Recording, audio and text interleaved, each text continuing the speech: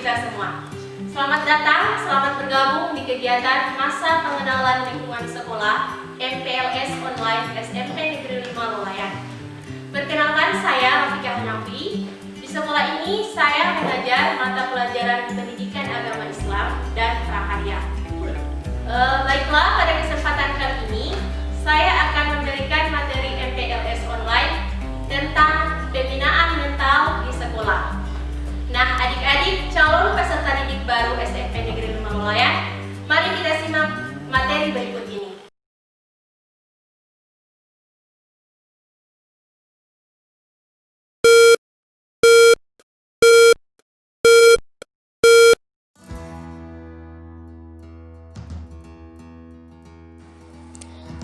Sebelum kita membahas seperti apa sih pembinaan mental di sekolah itu, ada baiknya kita mengetahui pengertian pembinaan mental.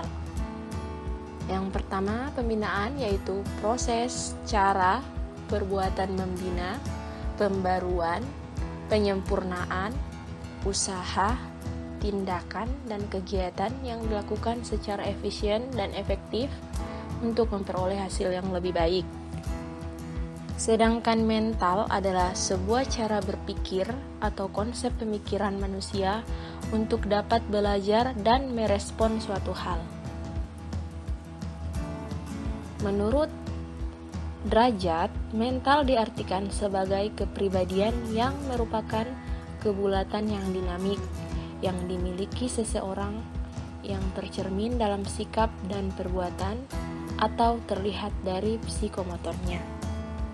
Jadi, pembinaan mental adalah usaha untuk memperbaiki dan memperbaharui suatu tindakan atau tingkah laku seseorang melalui bimbingan mental atau jiwanya sehingga memiliki kepribadian yang sehat, akhlak yang terpuji, dan bertanggung jawab dalam menjalani kehidupannya.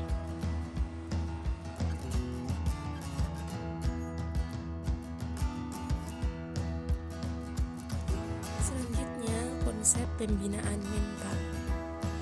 Menurut Ratna, ada 3 unsur yang harus dilakukan dalam model pendidikan mental atau karakter, yaitu yang pertama, knowing the good atau mengetahui kebaikan. Untuk membentuk mental, anak tidak hanya sekedar tahu mengenai hal-hal yang baik, namun mereka harus dapat memahami kenapa perlu melakukan hal itu.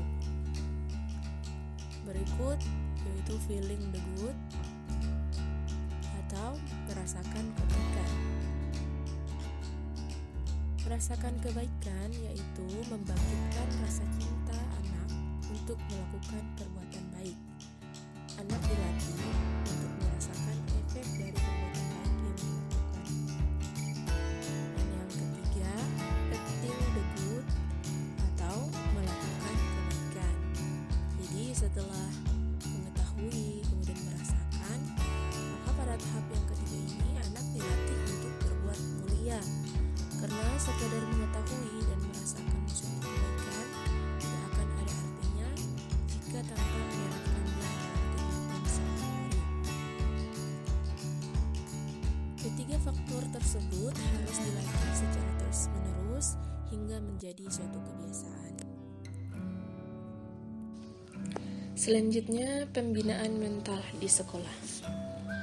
Pembinaan mental di sekolah dapat dilakukan dengan beberapa cara, yaitu yang pertama, menanamkan aturan pada diri manusia, dalam hal ini yaitu peserta didik. Kemudian yang kedua, menanamkan rasa tanggung jawab. Yang ketiga, menanamkan rasionalitas dan rasa ingin diakui. Dan yang keempat, menanamkan disiplin.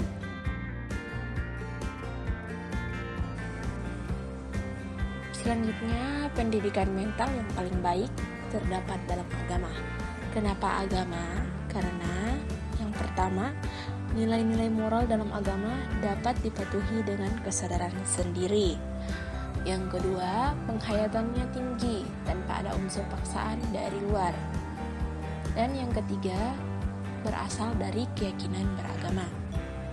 Pembinaan mental melalui agama dapat dilakukan dengan cara menanamkan keimanan dan ketakwaan, melakukan pembinaan mental melalui pribadi dengan cara mengendalikan emosi, motivasi, berpikir positif, dan mengembangkan potensi.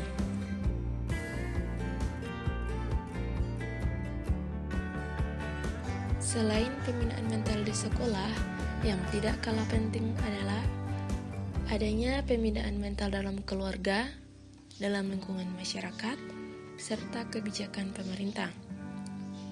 Keberhasilan pembinaan mental tentunya sangat ditentukan oleh ketiga unsur ini.